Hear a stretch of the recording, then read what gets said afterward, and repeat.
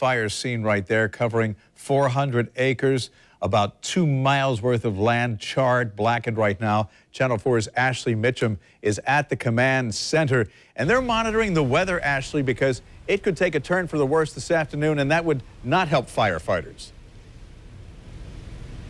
Bruce, you were calling it all morning long. You know, you've been mentioning the fire concerns that can happen when we do have weather that's rough, like high winds, and that's what we're going to see today, and that's what they're telling us. I'm going to step back just so you can see what's going on right now. Another truck here filling up. As you can see, they're starting to do that right now. We have a lot of law enforcement that just pulled up as well. We've got Nassau County Emergency Management, JSO, FHP.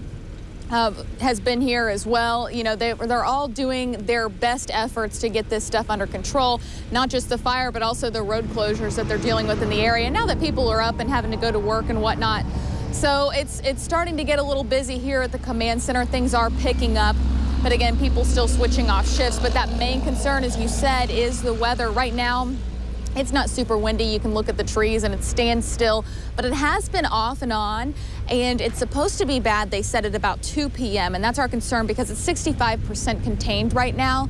But we're so, worried, of course, along with the fire department, that it could turn for the worse if it gets rough out here. So we're going to stay out here and monitor that situation for you, of course. And we have several reporters. In fact, I just saw Fernanda and Vic, who are our roaming crew this morning, just driving through the area to see what they can see. And so we're all out here doing our best efforts to bring you the information that you need. But again, we don't know a time when people who were evacuated can go back into their homes because it's just not safe yet. And we will let you know when it is, of course. But at this point, they're not seeing it as being anytime soon, not just because of the fire danger, but also power lines that are down. These are serious concerns. So we'll stay out here and bring you live updates. Stick with News4JAX. Ashley Mitchum, Channel 4, the local station. Ashley, I was going to say, before you go, we're seeing these firefighters behind you. They're refilling the trucks. We know they're working 12-hour shifts, 5 hours on, 5 hours break. Have you been able to talk with any of them about what they're experiencing? Because, when you cover this stuff, they take it personally. Their goal is to keep these homes, these barns safe, and they just haven't been able to do it in this case. Mel, they really do take it personally, especially those who live here. The Nassau County Fire Department, this is their area. These are their people. And they have been working so hard throughout the night, many of them having some minor injuries. Again, they're minor injuries, but we're talking scrapes, cuts, bruises, sprained ankles, because it was difficult at night when they couldn't see what was going on. They're in the woods trying to fight this fire. And they just seem to be really in good spirits, I would say. They don't seem tired. They seem okay. They're all smiling and just happy people, like they always are. But I know that they're working really hard.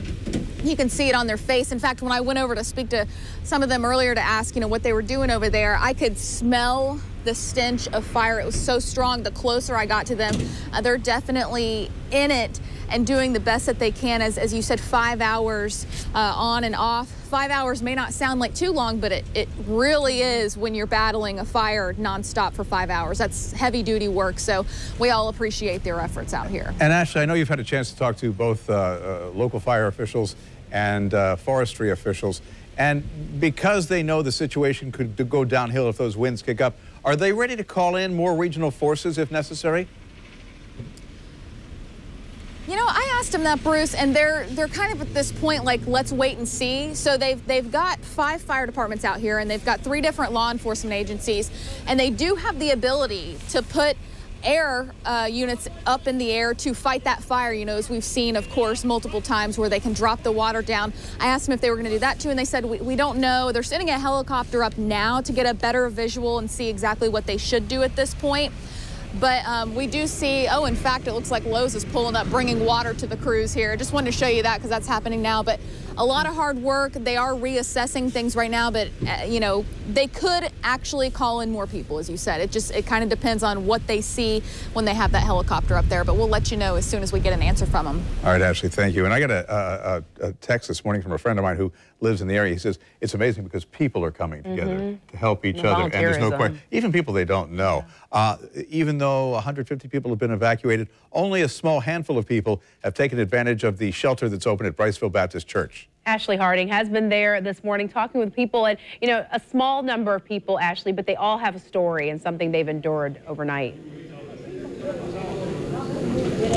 Melanie, that's really not a whole lot of people, but the shelter is open. We are talking to people. Like you said, they all have a story. And just a moment ago, I know Bruce was talking about how that people are coming together in this community. Well, just a few minutes ago, I got it confirmed that the Lighthouse Baptist Church people can start doing it now, but no one will be there until noon. People can go and drop off donations for people in need in light of this fire at that location. That address, we're going to put this up, of course, we're going to put this on newsforjax.com. And we're going to give it out there, of course, but that address is 9777 Ford Road. That's the Lighthouse Baptist Church. The phone number 904-266-9777. But looking live here at the shelter, you can see there's even more people who've trickled, and some have really been here since this all started overnight. We've talked to a father with his two young sons here, 8 and 13 years old. I'm amazed at how well those two boys are doing, because this is hard even on adults. I can only imagine what it's like for children.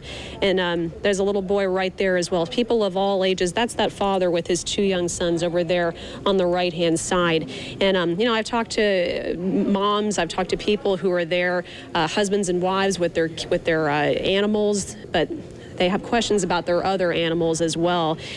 Cows, chickens, they just don't even know what's going on. We know that father who I was talking to a little while ago, he tells me that his neighbor actually lost his house. So still a lot of information, a lot of uncertainty, people wondering what's going on with their properties. So they're just waiting for any answers they can get.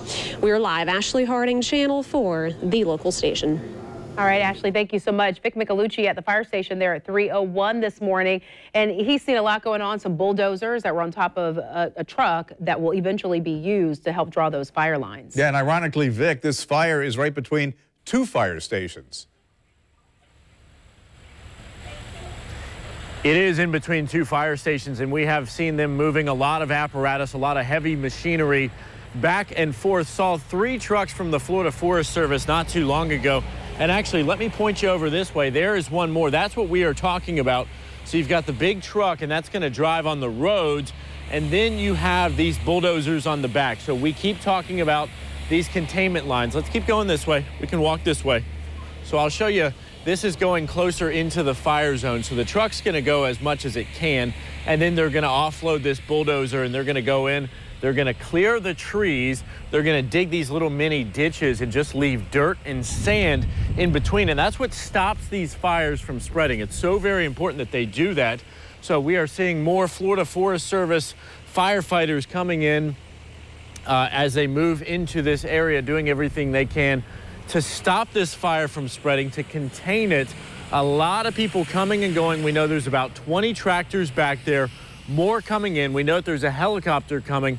And if you look across the street, you will see the staging area. You can see a lot of the fire trucks, even more now. So we got more coming. Let's walk over this way, Fernie. So our photographer, Fernie, is going to push it this way. They're going in pretty quickly. There's one, there's 2.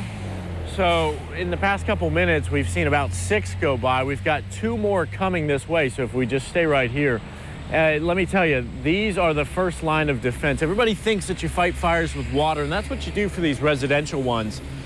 But these bulldozers are what they use for these wildland fires, these wildfires that go out of control in the forest. So that's what they're doing.